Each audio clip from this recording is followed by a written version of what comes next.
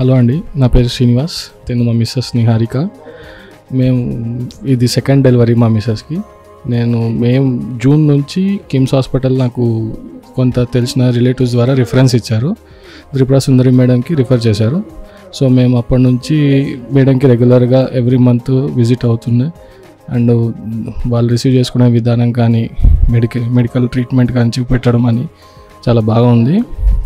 And 22 జనవరి రోజు సడన్గా pains వస్తే ఇమీడియట్గా అడ్మిట్ చేస్తే వాళ్ళు సిజేరియన్ ఆపరేషన్ చేసి ట్విన్స్ అని చెప్పి కన్ఫర్మ్ చేశారు. 1 male baby and 1 female baby.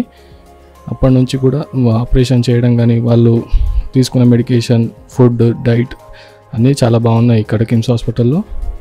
And paediatrics doctor కూడా వాళ్ళ టీం కూడా చాలా చక్కగా చూసుకున్నారు మమ్మల్ని.